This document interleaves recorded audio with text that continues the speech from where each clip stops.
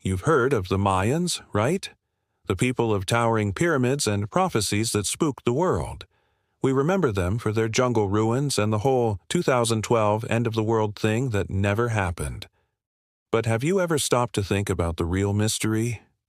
More than 1,000 years ago, this incredible civilization, one of the most advanced on Earth, just faded away. How could a people who mapped the stars and calendar systems that boggle our minds today not see their own end coming?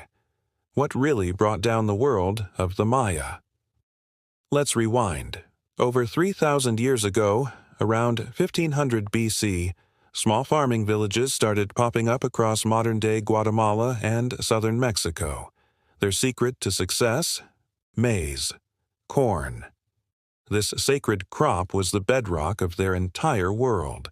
They learned to tame the wild landscape, carving terraces into hills and digging irrigation channels, literally shaping the earth to their will.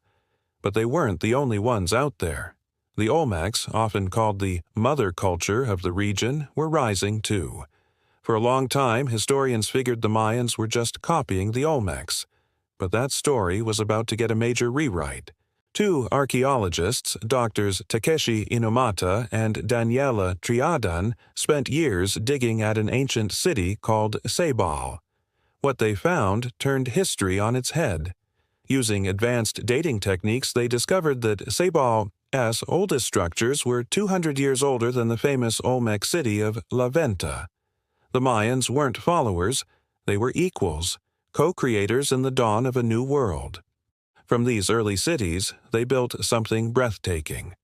Temples soared toward the sky, palaces spread out across the jungle, and they developed a complex system of hieroglyphic writing.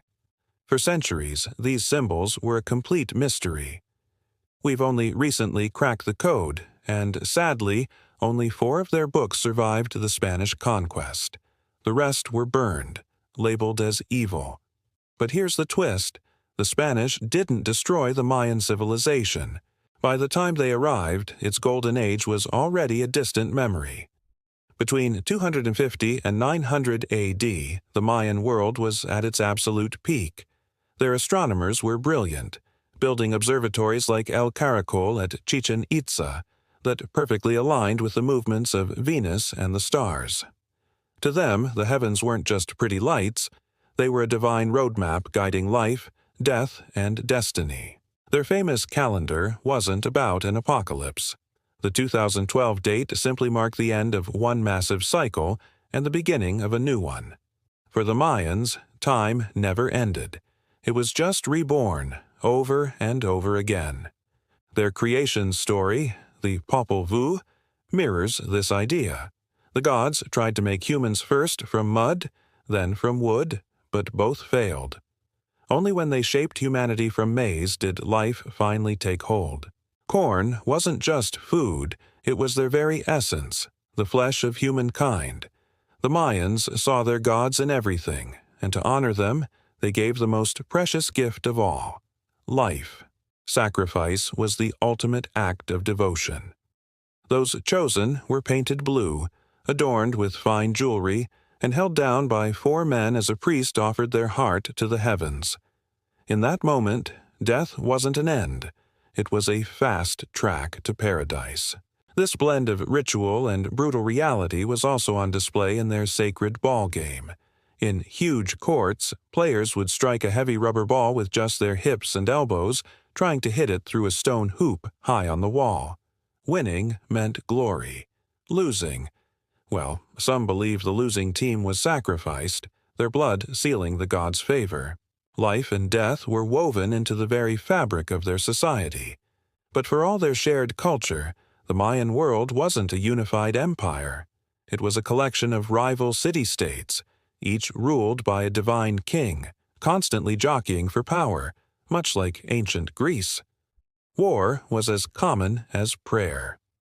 By the 8th century, the city of Cancun, long before the tourists showed up, was a major Mayan power. Then, suddenly, it wasn't. Archaeologists found the chilling aftermath. A massacre. The royal family was wiped out, but even widespread war can't explain what happened next.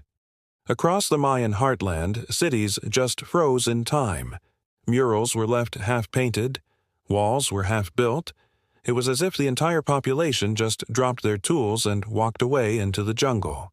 At the city of Aguateca, the story is the same. People had built walls and defenses, bracing for an attack, but then they were gone. So, what happened? Historians now believe the collapse wasn't a single event but a slow, painful unraveling that lasted over a century. It started with the weather. Evidence from lake beds shows that between 800 and 1000 AD, rainfall in the region dropped by nearly 50%. A catastrophic drought set in. Crops failed, rivers dried up, and the people began to lose faith in their kings, whose power depended on keeping the gods happy and the harvests plentiful. When the rain stopped and starvation began, faith crumbled into rebellion.